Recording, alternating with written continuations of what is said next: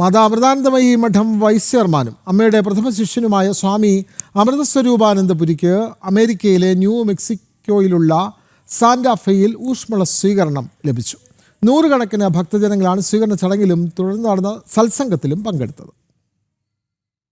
അമ്മയുടെ സന്ദേശവാഹകനായി അമേരിക്കയിൽ പര്യടനം നടത്തുന്ന സ്വാമി അമൃതസ്വരൂപാനന്ദപുരി 2 ദിവസത്തെ സന്ദർശനത്തിനായാണ് ന്യൂ മെക്സിക്കോ സംസ്ഥാനത്തിന്റെ തലസ്ഥാനമായ സാന്റാഫെയിലെത്തിയത്. മാതാ അമൃതാനന്ദമയി മഠത്തിലെത്തിയ സ്വാമിജിയെ ആചാരപരമായി പൂർണ്ണകുംഭം നൽകിയാണ് ഭക്തർ സ്വീകരിച്ചത്. തുടർന്ന് സ്വാമിജി അനുഗ്രഹ പ്രഭാഷണം നടത്തി.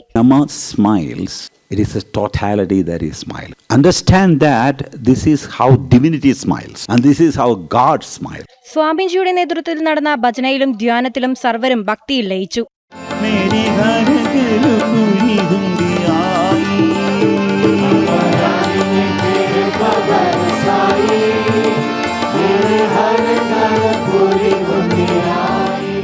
രണ്ട് ദിവസത്തെ വിപുലമായ പരിപാടിയിൽ ന്യൂ മെക്സിക്കോ നിവാസികളായ നിരവധി പേർ പങ്കെടുത്തു. എല്ലാവർക്കും പ്രസാദവും നൽകിയാണ് സ്വാമിജി മടങ്ങിയത്. ഇന്റർനാഷണൽ ഡെസ്ക്, ജനം.